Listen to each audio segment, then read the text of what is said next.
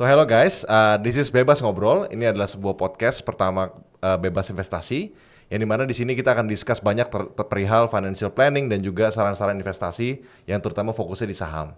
Nah, semoga podcast ini bisa berguna bagi teman-teman semua untuk menemani proses perjalanan investasi kalian ya. Welcome and enjoy. So di acara podcast perdana kita ini di Bebas Ngobrol, saya di sini selaku co-founder dari Bebas Investasi, nama saya Kevin Giarto. Saya akan menemani teman-teman semua dalam acara ini. Namun di sini saya nggak akan sendirian nih, karena di acara ini saya juga akan ditemani sama teman saya yang udah malang melintang di industri finansial dan juga financial planner yang sangat terkemuka, yang namanya Melvin Mumpuni. Halo bro, thank you. Halo, welcome bro. Thanks for coming. Iya, ini kehormatan. Waduh. Karena podcast pertama bro. Waduh, perdana ya. Iya. Thank you banget. Really appreciate it bro. Thanks for the time. Sama-sama bro, sama-sama. Ini teman-teman juga harus tahu background lu dong. Ini kan episode pertama ya. Ya, dan gua appreciate lu sih bro, karena lu di usia 30 awal ya, early 30 lah ya. Early 30, awal 30. Udah berapa IPO bro? Waduh, udah more than 50 lah. More than 50 ya? 50 perusahaan di IPO-in Eden sih bro. Ya kita baru masing-masing belajar ya. Learning curve never ends ya kan ya. Kita proses hidup yang kita harus jalanin lah. Iya, kayaknya IPO buat lu simple lah ya, gampang ya. Ya udah pernah lah, terus jadi lebih ada knowledge dikit lah. Iya. Oke, teman-teman semua yang belum tahu siapa bintang tamu kita hari ini, kita sekarang lagi bersama sang Melvin Mumpuni, financial planner terkemuka dan juga seorang founder dari sebuah aplikasi bernama Finansialku, yang kita rasa juga sangat cocok untuk berada di sini menemani kita di podcast perdana Bebas Investasi. Nah sekarang Vin, mungkin buat teman-teman yang belum kenal sama lu, mungkin boleh dong diintroduce dikit, lu tuh orangnya mulai gimana, terus karir lu seperti apa gitu. Oke, kalau perkenalkan ya, nama gue Melvin Mumpuni. Gue sebagai seorang financial planner dan founder Finansialku. Jadi harian gue tuh bantu individu atau keluarga, klien-klien gue individu atau keluarga yang masih awam tentang keuangan. Nah, terus kemudian mereka pengen, ya biasalah, pengen menikah, punya rumah, nyekolahin anak, pensiun, tapi nggak ngerti nih gimana caranya nyiapin uangnya. Nah, gue bantu supaya mereka dengan kondisi keuangan sekarang harusnya invest kayak apa, invest di mana dan lain sebagainya, bisa wujudin mimpi-mimpinya dia. I see, keren banget lo. Work the dream ya, biar bisa work the dream ya. Oke, gini kalau kita ngomong investment udah pasti udah kemana-mana deh. Kita pertama kali ketemu dulu sama dikenalin sama common friends kita ya waktu itu ya. Betul. Iya, kalau udah ngomong investment udah panjang ya. Mungkin sedikit sharing kali bro, kayak lu pertama kali tuh mulai investasi tuh gimana, ceritanya gimana sih sebenarnya? Waktu itu lulus kuliah bro, S1 bro. Wow, oke. Karena background gue kan teknik industri, Unpar. Nah, waktu itu gue kenalnya itu saham. Tapi at that time, saham itu tuh masih lebih mahal daripada sekarang. Betul. Jadi waktu itu paling murah itu 10 juta bro, open account. Betul. Jadi untuk buka akun tuh 10 juta dan masih pakai kertas tuh. Betul. Terus kalau sudah satu saham itu, kalau beli itu satu lotnya tuh 500 lembar. Benar. Nggak ada tuh 100 lembar, 500 lembar. Jadi pilihannya terbatas banget pada saat itu karena uangnya masih terbatas bro. Kantong mahasiswa ya? Iya. Oke Vin, mungkin kita mau dig down deeper nih sekarang nih, mau ngobrol yang lebih nyantai aja lah ya tentang topik-topik yang kayaknya kita bisa sering obrolin juga anyway. Gitu ya. Iya di belakang layar. Makanya, pengen tahu sih bro, kalau misalnya menurut lu ya nih sekarang ini orang-orang tuh ngelihat investasi tuh kayak gimana sih? Lu kan udah ngerjain finansial, aku kan udah lumayan lama nih ya. Dari tahun berapa bro Kin? Dari kita 2016 akhir lah. 2016 akhir ya? Ya. Oke. Kalau kita lihat investasi ini sebenarnya juga semua orang juga udah agree bahwa ini actually sesuatu yang harus dilakukan gitu kan. Ya. Cuman gue pengen tanya deh sama lu, based on apa yang lu dulu udah pernah alamin pas 2016 mulai Finansialku, which is udah mulai this wealth planning thing, right? Sampai sekarang itu actually bedanya tuh di mana sih? Cara user consumer lu, klien lu ngelihat banget beda bro. Zaman dulu tuh orang masih antipati bro ngomongin investment. Jadi pada awal-awal tuh ngomongin tentang kenapa investasi dan lain sebagainya bro.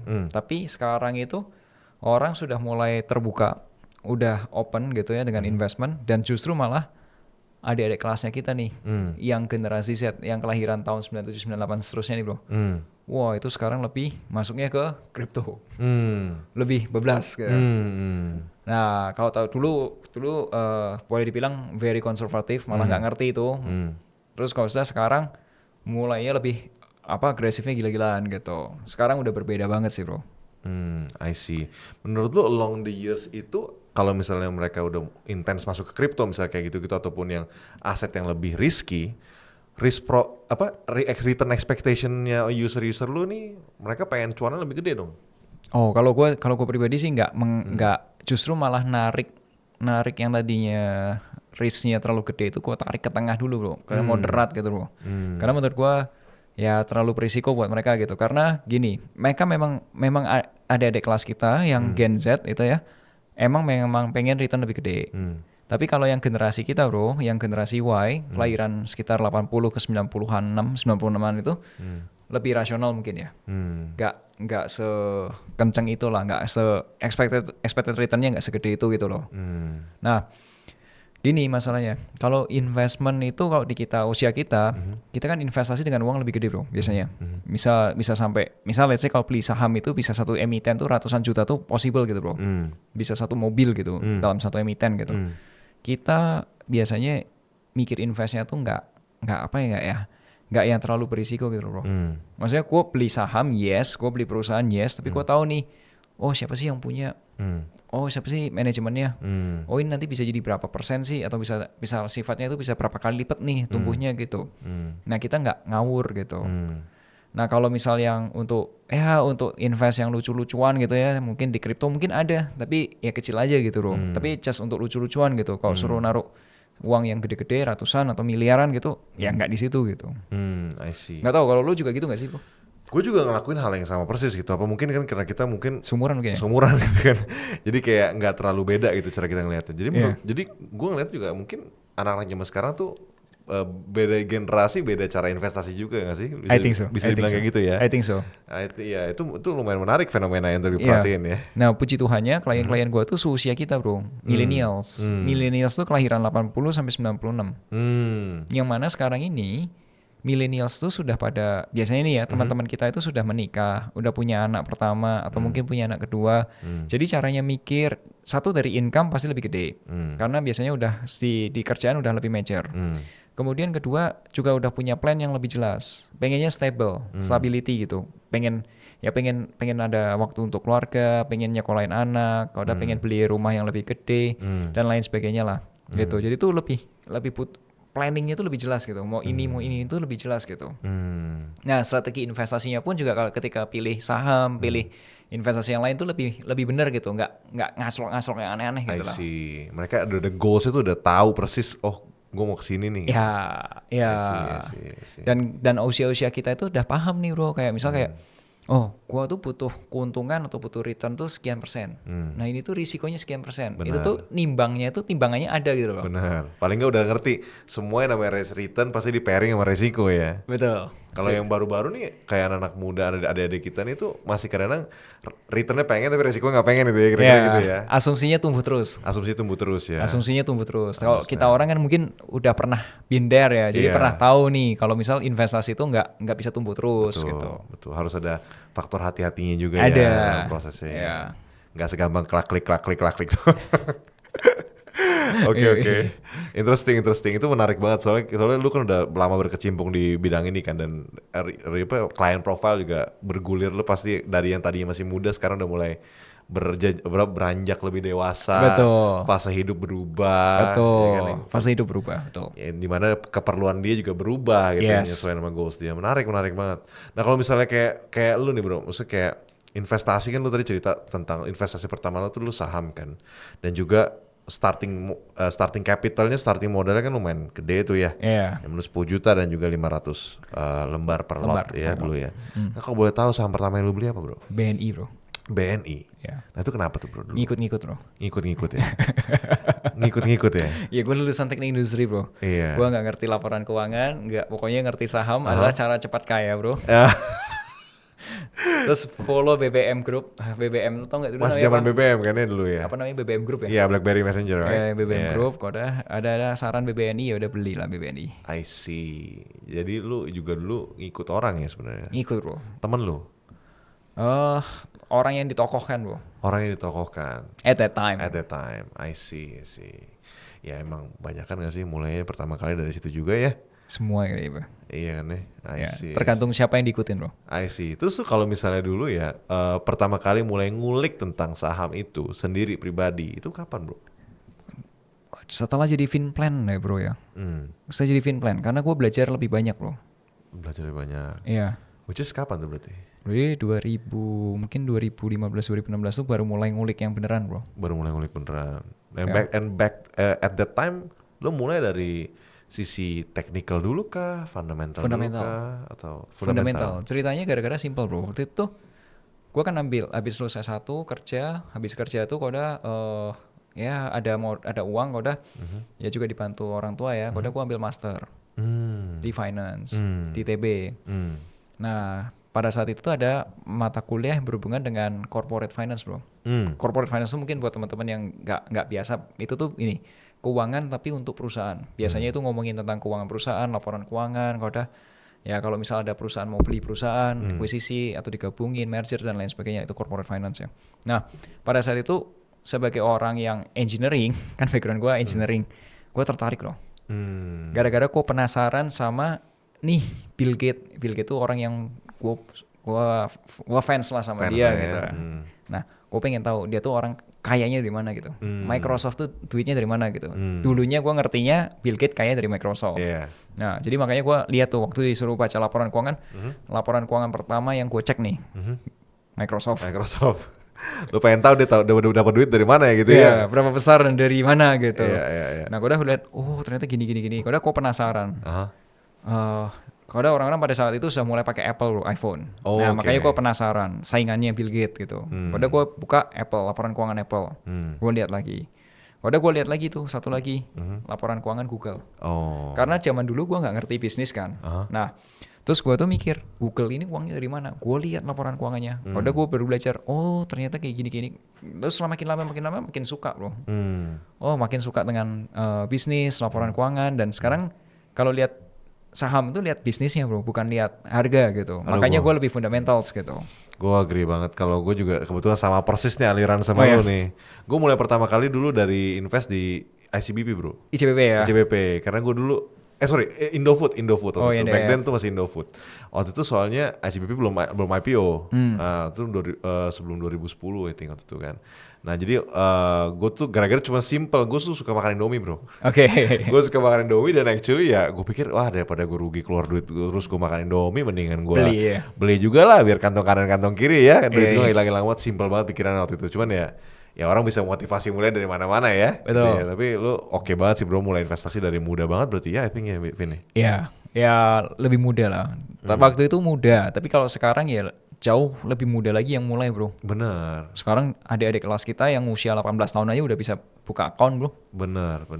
Berarti adanya banyak platform baru untuk investasi itu sangat bantu banget ya buat anak-anak muda zaman sekarang ya. Betul bro. Nah yang PR tuh menurut gue satu bro. Waktu itu gue kan ngikut orang. Itu tuh minusnya gede bro. Oh, I see. Pokoknya kalau gue ngikut orang itu biasanya minusnya gede. Makanya kalau misal kalau gue yang analisis sendiri, biasanya cuannya lebih gede. I see. Karena lu tuh tahu persis apa yang lu nyemplung kemana. Ya. Lu bisa tahu plus minusnya gimana gitu. Downside risk mentok-mentok lu segimana sih, lu udah dapat gambarannya. Betul. I see. Nah ini misalnya nih bro ya, gue penasaran juga nih. Kalau misalnya katakanlah lu punya klien baru sekarang dan lu klien baru lu tuh nanya sama lu, Vin, sekarang nih investasi gue kalau misalnya goal gue ini jangka pendek tuh gue mesti ngapain sih? Kalau jangka pendek ya bro, biasanya jangka pendek tuh kalau gue tuh kategori di bawah setahun bro. Kalau bawah setahun gue nggak suggest ke saham sih. Terlalu ini ya. Kalau gue sih nggak ada masalah. Klien gue yang deg-degan nanti bro, dengan adanya harga naik turun. Kalau di bawah setahun. Gitu. Kalau gue lebih banyak kalau di bawah setahun tuh lebih banyak ke reksadana pasar uang atau deposito gitu. I see. Ya kalau di bawah setahun ya. I see. Gitu. Karena gue nggak kasih suggest atau nggak kasih saran trading gitu karena nggak setiap orang itu cocok trading bro, mentalnya belum tentu dapat bro. Gitu. Lu ngomong mental nih berarti behavior tuh penting dong. Banget. Kalau lu ngomongin investment itu tuh bukan return bro, behavior bro. Kalau behaviornya dapat, mau harganya mau naik mau turun sampai 90% atau mau berapapun masih tenang aja bro. Tapi kalau misal mentalnya yang nggak kuat bro, investmentnya baru turun 10% itu udah panik bro. Gitu. I see. Berarti soal duit panas duit dingin tuh sangat-sangat penting ya, karena at the end of the day kan tuh ngaruh ke mental juga kan sih kalau untuk nentuin investment. Penting bro, penting bro. Apalagi kalau kemarin ya udah kena uji tuh di Maret 2020 bro. Wah itu ujian bro. Punya misalnya nih ya, sebut merek nih, punya bank BCA, biasanya nggak ada masalah. Drop bro, Betul. BCA drop bro. Dropnya nggak 10% 20% bro, Enggak, drop tuh. bro. Iya bener. Bener. Lu kuat nggak nambah? Kuat nggak nambahnya? Knowing that it's a good company, right? Ya nggak ada yang salah dengan Nggak ada salah BCA. company itu jebret ya turun, deg-degan kan gitu Ya, kan? lu deg-degan apa lu merasa kayak it's time to buy gitu. Iya makanya.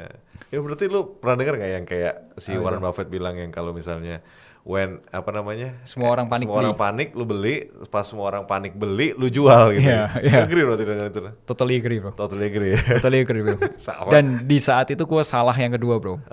Investment gue salah yang kedua di situ. Pakai itu waktu itu gue nggak ngerti tentang yang namanya bank digital. Gue nggak ngerti bank digital itu apa. Maksudnya gue nggak ngerti ini tuh moodnya itu, kekuatannya itu di mana tuh gue nggak ngerti, nggak paham sama bisnis ini. Terus at that time itu tuh semua yang berhubungan dengan teknologi lagi naik semua kan, saham-saham teknologi itu naik gitu. Nah sebenarnya gue nggak believe dengan story-nya, gue nggak believe. Tapi dibilang karena semua orang ngomong, udah ada banyak influencer ngomong, ada grup gede ngomong, gue nyobain bro. Gue nyobain pakai uang yang nggak terlalu gede, 10 jutaan lah. Gue masuk, gue pengen tahu 10 juta jadi berapa gitu. Nah gue ikut satu bank digital bro, ikut saran grup itulah. Tahu nggak lu bro? Minus 80% bro. Waduh. Sisa 2 juta bro. Waduh. Yes. Deg-degan juga kalau minus 80% taruh 200 juta, 100 juta ya. Iya, Kena lu. makanya gue kan testingnya nggak pakai Testingnya uang yang nggak gede. banyak, iya benar. Iya. Terus gue ngeliat, ternyata begini ya, rasanya ada rasanya gitu kan. Biasanya kayak nggak tahu ya kalau gue tuh harus ada dirasain juga gitu bro. Betul, betul. Ternyata bener kan. Ternyata ini tuh cuma satu wave doang gitu loh bro. Satu wave doang gitu. Setelah wave-nya lewat, ya udah turun gitu. Benar, benar. Ini nggak build sustain gitu. Iya, iya. Yes, makanya gue bilang untung nggak pakai uang yang beneran gedenya gitu. Benar banget. Nah ini menarik banget nih guys. Nah ini kan sekarang ngomong-ngomongin soal influencer ini banyak banget sekarang influencer finansial yang beredar di Instagram, Telegram, WhatsApp dan lain-lain kan ya. Kira-kira fenomena ini juga patut kita highlight juga gitu. Kira-kira trennya seperti apa sih going forward? As you are also one of the influencers juga kan ya. Betul. Nah menarik banget nih untuk kita discuss selanjutnya. Dan kita mungkin kita akan discuss lebih lanjut lagi, lebih detail lagi di next segment nanti. Siap. Oke, stay tune ya guys. Oke Vin, sekarang ini kita discuss lagi lebih lanjut, lebih detail lagi kali ya. Yoi bro. Dan tentang investment nih, sekarang kan kita juga udah sama-sama tahu lah investasi itu penting banget gitu ya. Teman-teman juga mungkin udah banyak banget yang tahu juga investasi itu sangat penting. Tapi sekarang kan bingung kita mulai dari mana ya bro. Instrumennya aja banyak. Ada obligasi, ada saham, ada reksadana, ada kripto, ada emas dan lain-lain, right? Ada forex juga gitu kan ya. Nah ini menurut lu ya kalau misalnya anak-anak zaman sekarang gitu ya, katakanlah Gen Z gitu, baik itu mulai dari mana sih bro? Investasi awal-awal mungkin explore ya bro. Explore tuh kayak lu nyicipin dulu gitu, nyicipin mana dulu gitu. Tapi nanti one day kalau sudah beneran pengen udah punya goals yang lebih jelas, ya caranya di planning yang benar gitu loh bro. Kalau dulu aja mungkin seumuran kita waktu kita di usia 20-an tahun awal gitu, ya kita kan nyoba-nyoba semua aja bro. Tapi kecil-kecil aja gitu bro. Kayak datang ke resepsi resepsi nikahan kita nyobain makanan tuh dikit-dikit gitu. Terus yang enak mana baru nambah banyak gitu kan. Nah, simple kayak gitu aja sih sebenarnya kalau untuk Gen Z. Lu mau coba dulu, coba aja nggak apa-apa. Jadi kayak explore dulu gitu. Oh gini seperti apa. Nanti kalau ada 1-2 hal yang memang dirasa oh ini gua cocoknya di sini gitu, dalamin aja. Gitu. Berarti dia harus coba pakai duit belajar dong bro ya. Duit belajar bro. Duit belajar yang udah siap hilang juga sebenarnya. Duit siap hilang. Bener. Duit siap hilang. Nah, kalau sudah usia-usia yang 30-an gitu bro, udah usia-usia kita udah mau ada yang mungkin sudah married, udah punya anak atau mau married gitu ya bro, kita nggak bisa coba-coba bro. Karena time waktunya terbatas bro. Betul. Bukan waktu explore lagi bro. Bukan waktu explore lagi ya. Ya waktunya udah bukan explore tapi waktunya memfokuskan gitu. Kemana ya? Iya. I see. Nih guys, mungkin diulangi lagi ya. Pertama kali cobain pakai duit yang siap hilang, duit belajar ke banyak instrumen investasi. Sampai kira-kira kita ketemu yang cocok yang buat kita yang mana. Karena there's no case fits all ya, Nggak ada. nggak ada satu cara yang semua orang tuh bisa accept ya. Betul. Ada case by case punya Betul. ya. I see. Betul. Dan nggak semua orang bisa ahli di semua investment, bro. Exactly. Atau mungkin nggak semua orang mau mempelajari dalam semuanya, bro. Itu kalau gua karena gua profesi dituntut untuk memahami, ya jadi gua memahami yang dari makronya gua belajar. Terus dari reksadana gitu belajar, obligasi belajar, saham pun belajar, dari semua banyak background, bro. Jadi gurunya gua tuh banyak banget gitu. Termasuk saham IPO pun gua tanya sama lu terus. Waduh, kita kan sharing aja bro, sharing ilmu aja. Learning curve kan bisa di mana-mana aja kan. Ya, jadi kalau kan nggak semua orang bisa gitu kan, bro. Maksudnya benar. gitu. Jadi memang perlu ada. Ya kalau memang ada orang yang bisa dipercaya atau mungkin orang yang bisa ditanyain tapi yang benar gitu, itu sangat membantu sih. Kalau ada yang nge-influence dan influence-nya itu benar, itu membantu. Sangat membantu ya. Itu penting banget sih, apalagi zaman sekarang ya, orang udah mungkin waktu untuk belajarnya juga sangat terbatas. Betul. Gitu kan ya, banyak kendala-kendala. Tapi kan kita juga sering dengar juga, tapi problemnya adalah ketika kita mulai investasi itu kan banyak orang bilang investasi itu dari leher ke atas dulu. Oh iya. Which means kita harus paling nggak punya ilmunya dulu ya untuk mulai itu. The problem adalah banyak banget orang yang nggak punya waktu untuk invest leher ke atas gitu kan ya. Nah menurut lo kira-kira konteksnya kayak sekarang nih, fenomena yang terakhir kita lihat ini 2021 terutama kan, kalau kita ngomong spesifik instrumen ya saham nih kan lagi hot banget kan dulu ya zaman 2021 itu kan. Nah itu menurut lo ya itu satu, sekarang trennya seperti apa sih? Kalau dibandingin 2021 kayaknya lebih kencang 2021 ya. Lebih panas di 2021 ya. Kalau sekarang karena marketnya itu nggak uptrend, nggak bullishnya, maksudnya nggak lagi tinggi naik gitu, tapi lebih cenderung ke datar ke kanan gitu. Ya sebenarnya sih orang tetap ada yang cari keuntungan di situ ada. Dan sekarang itu lebih banyak orang-orang itu follow the master, follow someone. Gitu. Ya makin macam-macam nih bro alirannya. Ada yang scalper tuh banyak dicari. Ada yang masanya growth investor dicari. Ada masanya value investor dicari. Lucu-lucu aja. Kalau zaman dulu kan nggak tahu ya, zaman gua belajar dulu setahu gua scalper tuh jarang banget bro. Ya mas sekarang makin lama makin banyak yang kayak gitu-gitu juga ya. Ada swing trade gitu, ada yang macam-macam. Sekarang ada yang tradernya macam-macam, ada yang investornya macam-macam gitu. I see. Nah terus pengen juga discuss dikit sih terutama soal what's actually belakangan ini banyak banget kan yang ngebahas soal masih bingung, terutama kan kita kan salah satu negara muslim terbesar di dunia ya. Nah kita pengen tahu nih sebenarnya nih biar sama-sama clear aja di sini gitu ya. Apa itu? Saham tuh judi apa bukan sih sebenarnya? Sahamnya enggak. Tapi cara belinya bisa jadi judi. Gitu ya. Yes. Jadi beli saham itu pada dasarnya kan beli sebagian kepemilikan perusahaan. Let's say gini teman-teman. Misal teman-teman punya modal 1 miliar atau 100 juta lah, 100 juta. Boleh nggak sih 100 juta itu bikin bisnis, katakanlah bikin bisnis air minum dalam kemasan gitu. Boleh aja kan bikin bisnis kan. Nah, kalau punya uang 100 juta, boleh nggak beli perusahaan yang jualannya air minum? Sah-sah aja. Sah-sah aja. Itu kayak judi, itu beli kok. Nah, tapi kalau untung-untungan baru. Ya, kalau ada di Bursa Efek Indonesia ada nggak sih perusahaan yang bisnisnya jualan air minum? Banyak loh. Ada banyak. Ya, jadi yang air minum buat dalam kemasan itu tuh banyak banget nih perusahaan-perusahaan yang jual. Ya itu nggak judi gitu. Tapi kalau belinya karena untung-untungan, atau kabar-kabar gitu. Oh katanya ini, katanya itu, katanya ini. Atau rumor kan orang bilang rumor gitu. Katanya ada ini, katanya. Udah ikut-ikutan beli, udah berharap kita untung. Nah yang itu tuh yang fase berharapnya itu yang sebenarnya berjudi itu ya. Itu fase kata itu. Berharapnya itu ya. Ya. Jadi kalau nggak ada analisis, nggak ada apa-apa, cuman beli, ya semoga untung lah, ikut-ikutan lah. Kalau itu sih biasanya itu kalau si X yang beli itu biasanya banyak benernya, banyak untungnya gitu. Nah itu yang kurang pas. Ya ini udah jelas ya guysnya. Jadi ya saham itu bukan judi ya, tergantung cara membelinya, motivasi membelinya, dan ekspektasinya. Kira-kira gitu ya, Vin ya? Benar. Oke, sih. Nah itu very good thing to point out sih, karena kita kan banyak banget nih yang masih bingung juga, terutama untuk awal-awal ya, tentang saham ini terutama. Ya kan naik turun deg-degan itu. Apakah ini melanggar perintah agama apa enggak gitu kan. Dengan sini kan clear ya, jadi teman-teman semua. Dan juga mungkin bisa dibantu juga banyak banget loh udah kita apa namanya aplikasi-aplikasi yang bisa nge-screen saham itu syariah apa enggak. Yes, kemarin aja belum lama ini gue juga dipanggil event untuk pasar modal syariah, bro. Jadi di situ memang di Indonesia ini teman-teman, di Bursa Efek Indonesia itu ada satu divisi khusus yang nge-screening perusahaan-perusahaan yang syariah. Maksudnya syariah itu artinya berbisnisnya itu sesuai dengan prinsip-prinsip syariah gitu. Betul.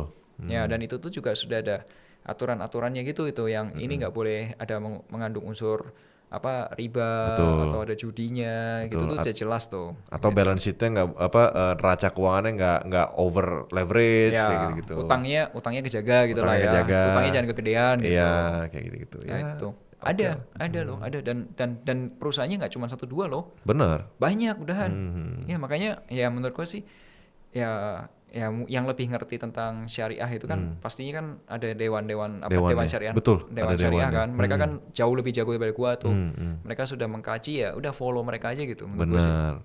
Jadi udah nggak ada alasan lagi orang untuk nggak invest saham, takut itu sebenarnya judi itu udah nggak valid ya bro ya. Karena mereka juga udah orang jago-jagonya aja udah memberitahukan gitu opini mereka gitu. Oh ini loh koridornya ini loh. Ya, udah ada koridornya gitu. Iya sih. Itu sangat membantu sih terutama di negara kayak kita ya. Betul. Iya sih, agree sih. Dan ya memang investasi itu balik lagi seperti yang tadi saya bilang di awal sangat penting banget untuk dimulai. Cuman kita masih tahu juga ya dari sisi resikonya, kita bisa accept nggak kalau misalnya kita mulai investasi katakanlah di risky assets kayak saham gitu ya. Kita mau minta cuan misalnya 30% sebulan, kita siap nggak untuk rugi 30% sebulan kira-kira Atau gitu. bahkan lebih ya? Atau bahkan lebih gitu kan ya. Pertanyaannya kan banyak yang mau returnnya tapi nggak ada yang mau ruginya kan ya. That's the problem gitu loh ya kan. Iya sih. Nah sekarang mungkin kita mau coba ini kali ya, lihat juga nih ada satu hal juga yang belakangan juga banyak diperhatikan orang gitu ya. Apa itu bro? Kalau lu sadar juga influencer banyak kan ya sekarang, terutama influencer finansial ya. Banyak banget ya. Pick up banget gak sih semenjak tahun 2021 pas Naik lagi market boom itu? Naik banget. Nah, menurut lu kira-kira dulu trennya gimana sih bro? Terus sekarang kayak gimana? Sementara ekspektasi kira-kira kayak gimana? Menurut gua ini gini ya bro ya. Menurut gua ini bagus. Kenapa? Karena yang ngomongin keuangan yang tadinya keuangan itu jarang diomongin atau mungkin tabu juga, sekarang jadi kebuka semua gitu. So itu happy banget. Jadi gue nggak perlu jelasin dari nol gitu kan, karena semua orang udah mulai gitu. Ya itu bagus banget. Nah, cuma yang perlu kita hati-hati pilih-pilih orangnya siapa yang bisa dipercaya atau enggak, backgroundnya apa. Udah dia ini ngomong atas dasarnya apa nih gitu, itu tuh penting gitu. Jadi jangan cuma yes tapi harus juga mempertanyakan why-nya apa atau concern-nya apa gitu bro. Jadi sebenarnya dari sisi user, dari sisi orang yang di-influence itu harus bisa berpikir kritis juga ya, sama apa yang dikatakan oleh si influencernya itu. Kalau zaman dulu gua bro ya, awal-awal mulai gitu, awal-awal mulai itu kan ikut-ikutan beli saham bro, waktu lulusan S1 itu bro. Yang lu bilang tadi ya. Itu tuh ikut-ikutan aja bro, ya udah ini keren. BNI-nya bagus bro, perusahaan bank BNI itu bagus, dan gue pun beli lagi pas waktu COVID kemarin, gue beli di harga bagus. Tapi pada saat itu gue nggak ngerti harganya tuh waktu pertama kali ikut-ikutan tuh harga tertinggi atau harga terendah. Lu nggak tahu ya tuh harganya tuh murah apa mahal sih? Iya. Lu nggak tahu itu kan? Gue nggak tahu. Jadi gue pernah loss gede di bank BNI, tapi gue pernah cuan gede di bank BNI juga. Bedanya pas waktu cuan gedenya karena gue tahu kenapa gue beli itu. I see, understand.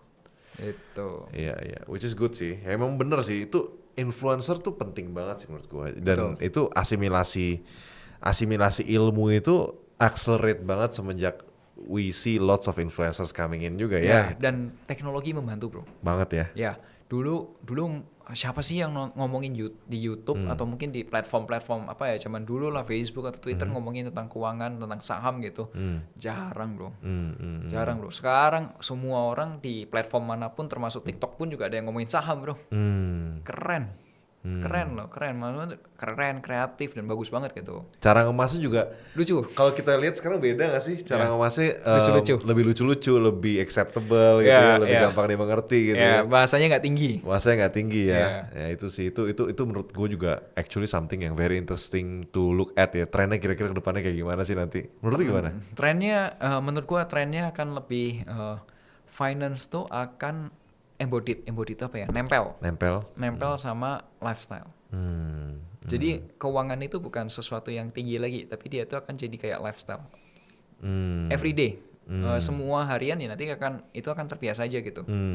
Kayak kalau sekarang orang yang ngerti keuangan tuh bilang, wah lu keren banget sih. Ntar lama-lama biasa aja. Itu kewajiban. Justru kalau lu nggak ngerti, itu yang itu aneh. PR lu yang aneh. Kira-kira gitu kan ya? Ya, next akan seperti itu. Kira-kira gitu ya? Ya, kasih mungkin 10 tahun lagi udah kayak gitu pasti. Kayaknya udah kira-kira situ ya. Yes, itu make sense sih bro. Lu Sri Mulyani kan pernah cerita juga di Amerika tuh banyak orang yang actually bisa ngerjain apa yang mereka passionate gitu loh. Kalau di sini kan kita ngeliatnya kayak, wah kita ngerjain yang kita passion belum tentu bisa nutup kita punya cost daily kita, cost monthly kita, ya kan ya. Kalau di luar negeri tuh bisa. Kenapa? Ternyata orang-orang yang ngerjain apa yang mereka passionate itu juga ada porsi untuk diinvest. Sehingga bagian untuk nutupin cost mereka di cover sama investment mereka, sedangkan mereka bisa do what they love gitu kan ya. Betul. Itu impian kita juga kali ya di sini nanti going forward nanti kan ya. Mungkin pengen ini juga sih kita kalau misalnya tadi lu bilang soal influencer, lu mulai pertama dengan lu jump ke capital market saham itu dengan follow orang lain gitu ya. Nah sekarang itu sebenarnya pertimbangannya apa sih bro ketika kita mau decide untuk milih siapa yang bisa kita follow gitu? Sebenarnya sih bukan orangnya siapanya ya, tapi yang jadi concern menurut gua tuh ya transparansi bro. Karena dulu pertama-tama tuh yang gua pelajarin ya kenapa kok gue kan mikir ya kenapa kok waktu awal-awal dulu gue lulus kuliah dari background engineering belum ngerti tentang finance bro, kan engineering banget bro. Kok ngikut orang gitu ya karena pengen cepet ngikut sukses aja gitu, ngekor aja gitu. Tapi transparansi itu nggak ada tuh gue nggak tahu ini yang kasih influence tuh kalau dia ngomong beli itu dia beneran beli nggak? Jangan-jangan dia kontra sama sarannya dia bro. Dia bilang buy, ternyata dia sell. Lu disuruh buy barang dia lagi nanti kan? Wah PR tuh. Tapi kan gue bukannya nuduh, tapi kan gue nggak tahu karena itu tidak transparansi. Benar.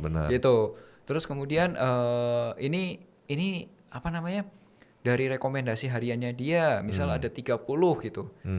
Gue milih, kan uang gue terbatas bro, nggak bisa beli 30-30-nya. Gue milih 2, ternyata duanya zong. Sering kejadian sih. Dari 30-nya dia 10 berhasil bro, tapi 20-nya ada yang nggak berhasil gitu. Betul, nah pas gue milih 2, duanya yang zong gitu, berarti kan totally loss gue. Benar. Ya sebenarnya sih ya itu yang jadi PR zaman dulu ya, makanya akhirnya waktu itu karena teknologinya belum ada, pilihannya apa ya, akhirnya gue ya udah waktu kuliah benar-benar mempelajari sampai akhirnya benar-benar punya conviction, punya kepercayaan diri untuk ya udah ini pilihan gue sendiri gitu. Nah, jadi karena lu gak punya pilihan lain, akhirnya lu belajar nih. Iya mentok bro. Mentok gue gak bisa follow orang, gue belajar aja deh gitu ya. Tapi agree sih, actually memang banyak sih soal influencer tuh banyak juga teman-teman gue juga kadang-kadang ada yang ngobrol juga gitu kan ya. Kayak pada wondering juga ini sebenarnya orang kok jago-jago banget gitu ya gitu loh, pada cuan terus gitu tiap hari gitu. Tapi ada juga yang skeptis juga mungkin yang ruginya nggak di show kali ya bagaimana gitu kan, ada juga yang mikir kayak gitu. Iya sih, makanya ya kayak lu bilang tadi sih transparansi itu penting banget sih, dan ya itu juga sesuatu yang kita harap juga makin lama ke depannya makin banyak ya orang-orang berani untuk dibuka gitu ya. Makin penting soalnya gitu kan ya. Ya kalau misal ada semua dibuka menarik sih ya, karena jadi kan informasinya jadi untuk umum gitu. Iya, ibarat kita kalau mau milih orang yang mau kita follow nggak pilih kucing dalam karung gitu ya. Iya. Ya itu sih yang ya nanti coba kita lihat deh. Bisa gampang banget sebenarnya dilihat di aplikasi bebas ini sebenarnya bro. Jadi, gitu? Iya, jadi kan kita bisa lihat nih sekarang misalnya nih kita lihat, oke, lu sekarang pegang saham apa? Oh, lu pegang saham misalnya Telkom, Delta Mas, sama satu lagi misalnya gitu. Oh iya, gue ya kan exactly, lu saham lu kan, jadi kayak kita semua bisa lihat exactly berapa persen lu punya itu, terus lu belinya kapan exactly gitu kan. Itu jadi very very transparent. Nah itu yang mau kita actually juga kasih tahu ke teman-teman semua bahwa kalau misalnya kalian nggak tahu mau mulai dari mana, terus main lihat influencer yang kredibel, or beneran jago apa enggak portfolionya, itu bisa gampang banget dilihat di bebas. Karena eventually kan kita milih orang yang kita follow itu kan gara-gara dia jago invest kan, bukan dia jago bikin bukan jago jualan gitu loh. Jadi ya kita harap bisa follow orang yang benar gitu. Betul. Di aplikasi ini kita bantu di situ tuh bro, untuk biar orang-orang tuh bisa lihat nih portfolio lu nih, gue percaya banget sama lu nih Vin, ya kan? Nah, portfolio lu apa nih? Lu bisa jelasin apa enggak gitu loh. Oh ada Telkom, ada Delta Mas, weightingnya segini, alokasinya segini dari portfolio lu segala macam. Ya gue juga ada juga, dan gue open juga di situ ya. Anyway kita bisa saling lihat gitu kan nih. Kira-kira wah si Melvin lagi beli Telkom apa nih? lagi nih gitu kan. Kenapa nih gitu loh. Jadi mungkin menarik banget sih buat Betul. apalagi yang baru mulai ya Vin ya. Betul. Iya sih. Nah kalau menurut lu nih, lu kan ada Telkom sama Delta Mas. Cerita dikit dong. Kenapa lu actually beli Telkom nih bro? Yes bro. Jadi gini, kalau ini strategi investasi gua tuh bukan untuk yang setahun panen gitu bro. Setahun panen itu artinya setahun langsung returnnya gede itu enggak. Kalau gua tuh beli karena gua yakin dalam waktu jangka kurang lebih di 2-3 tahun atau mungkin lebih dari 3 tahun lah ya, itu tuh angkanya itu bisa double atau triple dari harga beli gua. Terus kedua, kalau misal curve-nya peningkatannya nggak tinggi-tinggi amat atau misal masih belum sepenuhnya yakin, biasanya gua akan lihat dari dividennya. Gini bro, logikanya gua tuh simpel bro. Kalau ada sebuah perusahaan bagi dividen itu 10% per tahun, berapa lama lu harus nunggu supaya balik modal bro? Mungkin round berapa? 10 tahun. 10 tahun. Karena kan tinggal 100% dibagi 10% kan. 10 tahun udah balik modal nih. Balik modal ya? Ya. Berarti kalau sudah balik modal, mau harganya kemanapun, itu udah untung gua dong. Bener. Udah balik modal. Bener. Ya. Nah kalau misal gua investnya itu jangkanya yang rada panjang untuk tujuan gua jangka panjang, ya why not? Betul. Kenapa gua harus pusing gitu? Minimal gua dapat 10%. Maksimalnya kalau itu ternyata naiknya lebih cepat daripada waktu di bawah 10 tahunnya. Puji Tuhan. Betul. Gua udah panen gede gitu. Ya, itu cara invest yang gua share di tempatnya yang portofolio situ. I see. Tapi setiap perusahaan itu punya cerita menariknya bro. Kenapa gua invest? Nah itu cerita-cerita menarik itu mungkin nggak semua orang bisa ngejelasin atau nggak semua orang bisa ngerti gitu ya Vin ya. Betul. Dengan waktu yang sangat singkat. Nah oleh karena itu buat teman-teman yang kira-kira suka sama cara Melvin lihat saham, cara Melvin nentuin saham, please follow Melvin di aplikasi bebas investasi. Kalian bisa langsung dapet tiap kali Melvin jual beli. Alasannya more or less kayak begitu. Jadi udah dihitung dengan rapi gitu loh. Kenapa dia beli dan kenapa dia jual. I think it's very convenient for you guys untuk start and actually following Melvin di setiap steps investasi dia. Jadi I think definisi beli kucing dalam karung udah nggak valid lagi ya udah dengan ada kayak gini. Ya, lu buka sih. Kalau untung ya untung, kalau rugi ya rugi. Untung ya rugi. Ya wis. Deal with it, ya kan? Yeah. Nah, kalian bisa nentuin sendiri. Oh ternyata Melvin jago, follow Melvin dengan alasan-alasannya. Dengan follow. Kalau misalnya lihat teman-teman kalian juga ada di situ, ya please follow him or her juga. Kalau misalnya dia benar bisa kalian percaya gitu dengan portfolio performance dia, konsistensi dia dan lain-lain. Jadi ya ini sangat menarik banget. Mungkin nantinya ke depannya kita bisa lihat lagi pembelian atau penjualan dari Melvin ke depannya yang bisa kita ulik lagi gitu ya. Yes bro. We will be more than happy to have this kind of session again nanti untuk dig deeper on the stock picking nih bro. Kita ada sesi lagi nih kayaknya cocok banget ya. Oke nanti kita lanjutin lagi discussion lagi nanti di segmen berikutnya. Tapi untuk sekarang I think there's a very good discussion on this. Hopefully we can make this next session more interesting. Stay tuned. See you. Oke guys, thank you banget udah stay tune sama kita. Nih next segmen kita mau dig deeper on Melvin punya portfolio. Kapan lagi bisa lihat kayak gini kan? Belak-belakan kita bedah nih bro ya. Nah nih bro, gue pengen lihat nih bro. Nih kalau kita lihat portfolio lu nih sekarang ya, Melvin mumpuni. Kita cek di aplikasi bebas. Portfolionya ada pegang 3 saham ya bro ya. Wah 3-3-nya cuan semua ini. Wah tapi masih belum maksimal ya. Masih belum maksimal. Kita jangka panjang ya bro ya investasinya ya. Nah ini kita lihat nih kan, lu ada Telkom, lu ada Cikarang Listrindo sama Delta Mas nih bro. Iya. Nah lu kalau gue boleh bilangin ke teman-teman nih ya, nih Telkomnya kita bisa lihat di sini 52,81%. Paling gede bro. Paling gede dia berarti paling confident ya bro ya, conviction nih kalau kita ngomong ya. Paling confident di sini, terus ada Cikarang Listrindo di 16,62% dan Delta Mas di 21,9%. So far ini kepemilikan Melvin dan hampir semuanya dibeli di tanggal 16 Desember 2022. Nah di aplikasi ini kita bisa lihat secara detail nih Melvin kapan belinya nih, terus juga sekarang portfolionya berapa persen dari total portfolio Melvin. Saldo cashnya ada 8,68% ya Vin ya? Iya, masih ada cash kok. Masih ada cash dikit. Oke. Nah sekarang nih bro, kita kalau boleh dig deeper di sini ya bro ya. Nah, kenapa sih lu beli Telkom 52,81% nih sih high conviction banget lo bro? Ya pas waktu ini salah harga bro, 3.700. Oh iya waktu itu lu ngerasa nih terlalu murah ya bro untuk Telkom ya berarti ya? Iya, kemarin kan 3.700 tuh di mana nih bro berarti? Di harga paling bawah kan ya bro? Paling bawah ini, bener Iya kan? sih. Iya kan, harga paling bawah kan. Ya jadi sebenarnya gini bro. Satu gua tuh tahu Telkom itu tuh menurut gua BUMN yang perusahaan BUMN yang paling kuat untuk moodnya bro, untuk di teknologi. Sektor teknologi menurut gua Telkom tuh keren. Karena kalau orang-orang masukin Telkom itu telekomunikasi kan. Sebenarnya kalau gua melihatnya Telkom itu sekarang kekuatannya di teknologinya bro, bukan di telekomunikasinya doang bro. Karena bisnis utamanya dia itu udah ke teknologi semua bro. Data center masuk, menaranya dia juga punya dari MTEL. Terus kalau udah dia konten juga dapat, Telkomsel dapat, fiber optik dapat. Satelit juga ada, dan dia punya saluran fiber optik itu nggak cuma ke Indonesia tapi nyebarin kemana-mana bro. Gue tahu ceritanya dan menurut gue ya yang menarik adalah gini bro.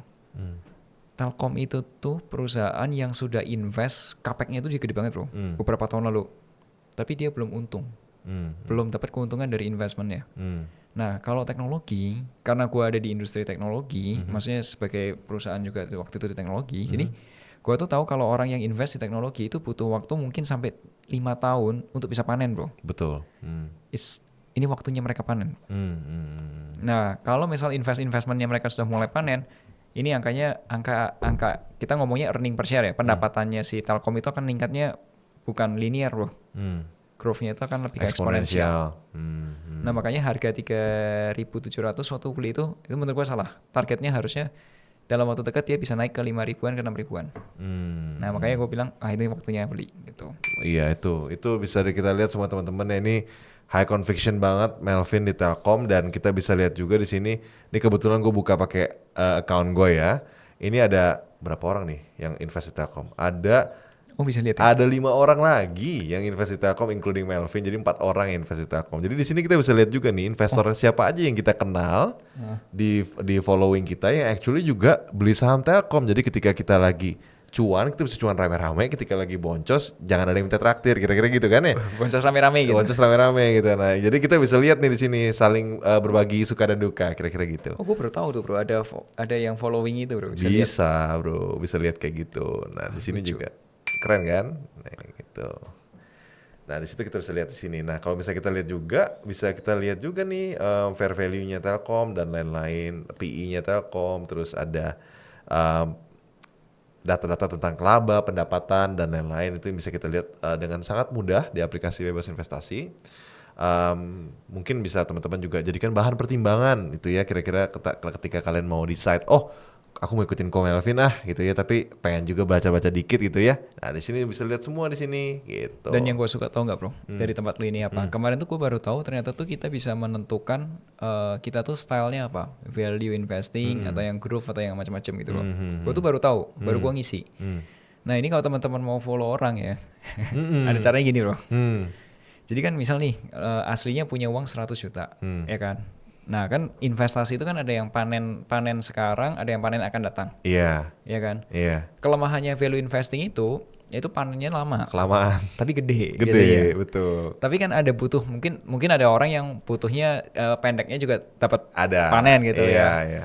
Nah kalau gue sebagai profesional ya panennya gue kalau dari kerjaan gue, dari active income-nya gue, bukan dari uang gue kerja. Uang gue kerja itu untuk yang jangka panjang, jangka pendek gue makan dari mana ya ini kerjaan-kerjaan itu. Nah tapi kalau teman-teman mau dapat yang panen pendek, teman-teman di portofolio aslinya gabungin aja bro.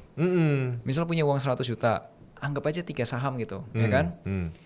Ambil aja mau panen pendek, jangka menengah sama jangka panjang. Yang panjangnya tiru satu yang value investor. Iya betul. Satu lagi yang pendeknya cari yang swing trader. Jadi klop ya kan ya.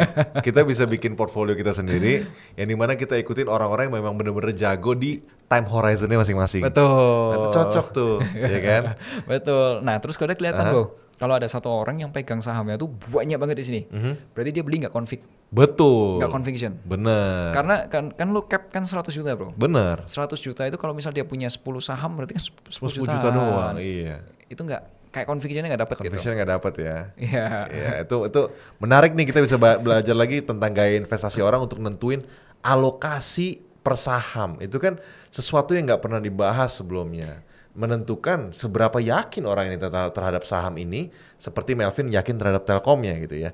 Nah mungkin fase kedua yang kita mau coba bahas ini Deltamas nih bro. Deltamas lu pegang 21,89%, ini the di next big tuh, allocation was 157 perak per lembar saham. 157 perak. Itu udah juga, cuan 8,12%. Itu harga bagus juga, 157 harga perak. bagus ya. Ya. Untung 8,12% ini dalam waktu dari year to date lah ya, 16 Desember, berarti kan ada hampir 6 bulan ya. 6 bulan dapat 8%, oke dong ya. Ya lumayan. Banget ya. Lumayan. On top of dividen juga belum masuk nih dividennya. Nggak ngitung dividen. Nggak ngitung dividen, bahkannya capital gain tok ya. Iya. 8,12%. Itu di apa namanya? Deltamas kalau di harga 156 tuh dividen berapa ya? 157 dividen berapa coba ya? Coba deh Mas. Saham, gue cek dulu. Ini nih ya bro, kalau di harga 170 perak nih ya, dividen yield itu 10%. Wah, ini lebih tinggi dari 10%. Ya. Iya, di 157. Ya. Ya. Ya, jadi portofolionya menurut gua lebih suka yang model-model seperti itu. Model-model seperti itu. Karena gua nggak tahu bro, kapan itu naiknya. Maksudnya dari target 156, 157 itu kan target gua di sekitar 200 ke 300 perak, sekitar range itu 250 ke 300 lah. Tapi kan gua nggak tahu kapan. Tapi kalau setiap tahun dikasih 10% ya wes lah, thank you. Happy dong kita kan dapat segitu. Iya. Gantian bro, yang lihat punya lu bro. Boleh, siap, gantian punya gue ya. Yes bro. Waduh. Ini namanya bukan Kevin nih, kalau di sini namanya Cikung ya bro. What is Cikung bro? Dulu dari account ID game gue bro, kalau semua orang cari Cikung itu Kevin Giarto bro. Oh gitu. Fotonya juga ini ya, Jet Li ya. Jet Li bro, gue gak tau foto apa lagi kan. Jet Li ya. Biar lincah bro. Ini kalau portfolio gue pegang ini. Mungkin bisa lihat di sini kali ya. Gue lihat di sini kali ini. Oke. Portofolio lu ada Ultra Jaya, ada Bluebird, ada Medco. Wah ini untungnya lebih bagus bro. Ini high conviction, semua di atas 30%, 35% semua. Iya, ini rata sih bro. Iya kan? Rata. Gitu. Jadi gue heavy di Bluebird. Kenapa Bluebird bro? Karena gue lihat gini bro, kalau dulu ya Bluebird itu di tahun ketika di IPO banyak headwind-nya dulu. Headwind-nya adalah satu, bensin tuh lagi mau naik waktu itu, minyak lagi mau naik. Terus juga abis kayak mungkin beberapa tahun abis di IPO datanglah online ojek online gitu ya, yang banting harga. Iya kan? Nah sekarang ini kan kita juga lihat tren profitability. Normalize. Jadi diskon-diskon yang diberikan oleh ojek online itu berkurang jauh. Kita bisa lihat kan mungkin harga pakai Bluebird katakanlah dari Jakarta Selatan ke Jakarta Pusat itu udah nggak terlalu beda sama harga pakai ojek online. Jadinya udah hampir nggak ada bedanya gitu kan ya. Nah itu juga satu, itu dari sisi kompetisi. Tapi juga dari sisi dua kita bisa ngelihat juga apakah bener translate sih ke demand-nya Bluebird, banyak gak sih? Wah ternyata utilization Bluebird lagi tinggi-tinggi ini hampir 80% gitu, sehingga mereka harus spend duit lagi juga untuk nambah armada. Nah itu gue ngelihat itu jadi something yang actually very very good for Bluebird gitu di sisi itu. Terus kemudian juga pas ketika gue beli di harga 1.807 ini, bagus. Ini actually harganya itu masih di bawah 1 kali price to book, di bawah nilai buku dia. Jadinya masih sangat murah gitu loh. Ibarat kalau nilai buku itu kalau semua aset dijual, Bluebird ditutup, itu harusnya senilai nilai buku. Nah ini di bawah nilai buku, dan saya pikir itu sesuatu yang actually menarik untuk dilihat gitu. Lu berarti ada miripnya sama gue ya? Mirip ya? Mirip. Dan menurut gue juga dalam kuartal-kuartal ke depan saham Bluebird ini perusahaannya itu bisa membukukan net profit yang strong banget gitu loh. Karena kan juga dari reopening kan, reopening kita juga yang tahun lalu mungkin belum full, tahun ini udah full, sehingga impact-nya lebih full gitu loh. Jadi itu sih gue ngelihat Bluebird, dan PE wise juga price to earnings, jadi kemampuan dia untuk menghasilkan profit juga lebih tinggi. Sekarang mungkin bisa analis pada konsensus di around 450 sampai 500 miliar tahun ini. Jadi I think it's actually something yang worth to look sih sahamnya. Kalau gue lebih ngeliatnya sih seperti itu. Dan sebenarnya harganya masih murah untuk bisa dibeli secara yang mungkin modalnya nggak terlalu besar, jadinya masih bisa dibeli juga gitu. Terjangkau ya? Terjangkau, jadi ya I think saham ini sangat-sangat menarik untuk dikolek sih. Ya, Bluebird itu sebenarnya ada di wishlist gue sih sebenarnya. Bluebird itu ada di wishlist gue, jadi tuh wishlist gue tuh ada beberapa yang perusahaan-perusahaan yang memang undervalue ya. Nah, cuman karena kan kita nggak boleh koleksi. Nggak boleh koleksi terlalu banyak. Iya, kan bedain diversifikasi sama koleksi kan. Betul. Ya, makanya kayak pilihannya bagus-bagus banyak, tapi kita harus Iya. milih yang kita convince, kita Iya. lebih percaya gitu. Betul. Kalau gue liatnya punya lu Ultra Jaya sama Bluebird ini lebih ke business to customer ya, lebih Consumer. ke consumer, lebih ke Consumer. banyak orang gitu. Benar. Ya. Kalau Ultra Jaya gue lebih ke arah karena gue ngelihat dari sisi cost juga kemungkinan besar akan turun. Oh, kenapa? Cost susu. Oh. Cost susunya kemungkinan besar akan turun. Raw material cost pasti kemungkinan akan turun karena kan udah mulai tone down Ukraine segala macam kan ya. Oh. Jadi akan mulai turun dan juga kita ngelihat demand susu tetap akan picking up. Cuman resikonya adalah banyak pemain baru yang actually juga Masuk get ya? into the market gitu Ya, kayak Cimory. is actually very good. Sekarang contohnya misalnya Cimory, dia sekarang trading di 26 kali PE. Sekarang Ultra Jaya trading di 15 kali. I think it's actually good Menarik ya? discount kan ya, jauh kan ya. Menarik. Katakanlah misalnya Cimory agresif banget, ya udahlah Ultra Jaya nggak usah agresif itu, kita nggak expect ke 26 juga sama kayak Cimory, anggaplah di tengah-tengah 20, udah cuan kita kan. Benar. Gitu. Gue ngeliatnya sih simpelnya kayak gitu. Jadi lebih ke situ sih. Jadi pertimbangan-pertimbangan itu yang kita pikir dan terus kita nentuin alokasi kita mau taruh berapa banyak. Kalau Medco ini gara-gara harga minyak naik turun. Kalau Medco ini lebih ke arah gue juga nge-hedge posisi Bluebird gue. Jadi misalnya contohnya Bluebirdnya minyaknya turun gue cuan di Bluebird karena ada kemungkinan readjustment Pertalite misalnya. Kan kita nggak tahu ya, Pertalite kan 10.000 sekarang, kalau minyak turun terus mungkin dia ada di-adjust turun apa enggak. Iya. Tapi kalau misalnya ternyata minyaknya naik, aku cuan di Medco, minyaknya turun aku cuan di Bluebird. Jadi aku nge-hedge posisi aku. Kira-kira gitu sih. Oh, ada strategi gitu ya? Ada strategi namanya hedging, lindung posisi gitu. Oh, oke. sih. Kalau gue lebih suka sebenarnya bisnis to bisnis, bro. Itu bisnis ya. Ya, karena kalau bisnis to bisnis itu lebih apa ya? Revenue-nya itu lebih ke bisnis to bisnis itu biasanya kontraknya tuh tahunan. Tahunan lebih stabil ya. Iya. Lebih stabil. Biasanya kalau PKS perjanjian kerja sama antar bisnis tuh biasanya tahunan kan, setahun atau 2 tahun gitu kan. Iya, gitu. good that you bring that. Actually, gue emang lebih suka yang bagian lebih cyclical. Lebih cyclical. Kalau lu lebih stabil gitu ya. Ya, kalau cyclical tuh enaknya adalah growth-nya harga itu bisa cepet tuh. Iya. Gitu, naiknya lebih cepet. Kalau yang stabil tuh ya santai tapi naiknya panjang napasnya. Benar. Gitu. Jadi kalau dilihat mungkin gue tipenya bukan yang value tapi gue lebih ke swing trader. Mungkin kalau lu lebih ke value yang lebih jangka panjang gitu. Ya. Jadi kalau teman-teman ada yang mau punya sedikit exposure di gua, follow Cikung, nyalain loncengnya. Kalau mau punya sedikit exposure di Melvin, follow Melvin, nyalain loncengnya. Jadi kalian bisa tahu nih kapan exactly gua sama Melvin beli sama jual saham. Kira-kira gitu guys. Boleh. I think it's a very on point. I think ini kita boleh lakuin berkala nih bro, untuk ngelihat kira-kira perkembangan seperti apa. Dan I think it's very interesting to look ya ke depannya. Gua Melvin, thank you banget buat semua penjelasannya. Portfolionya kita bisa lihat. Very cuan nih kita teman-teman semua ya kan ya, very trusted juga gitu ya. Kita bisa dengar juga penjelasan Melvin tentang portfolio dia, kenapa sih dia jual beli saham ini dan lain-lain itu ya. Ini kita akan bikin podcast ini secara rutin gitu, jadi kita akan invite juga teman-teman lain nanti expert lain di aplikasi bebas yang juga nanti bisa sharing juga ke teman-teman kenapa jual beli saham ini. Dan juga nanti ke depannya kita akan undang lagi Melvin untuk kita lihat juga perkembangan kira-kira Vin, gimana Vin portfolionya nanti. Luar biasa. Ya kan, jadi kita ada berkala gitu ya, teman-teman semua well updated juga kira-kira seperti apa. Dan gue juga update juga bro, nanti gue juga update beberapa konten-konten gue, termasuk berita-berita saham-saham yang gue beli, nanti gue update di situ. Nah cocok tuh, jadi teman-teman semua very much well updated on timely basis gitu ya, nggak ketinggalan kapanpun Melvin nanti melakukan aktivitas baik itu jual maupun beli di pasar modal Indonesia. Bro, once again thank you banget buat waktunya dan semoga lu sukses terus man. Di finansialku, di any of your endeavors, semua lancar-lancar semua. We'll be more than happy to host you again. Puji Tuhan, semoga nanti ada kesempatan lagi. Sama-sama bro. Ya, nanti teman-teman semua di sini stay tune for another episode of Bebas Ngobrol. Nah, kita bisa wrap up yang kali ini dan hopefully all of you are well. Semoga perjalanan investasi kalian bisa lancar-lancar terus semuanya. Follow Bebas, download Bebas, follow Melvin, follow gua anytime. Thank you. Download guys. Download.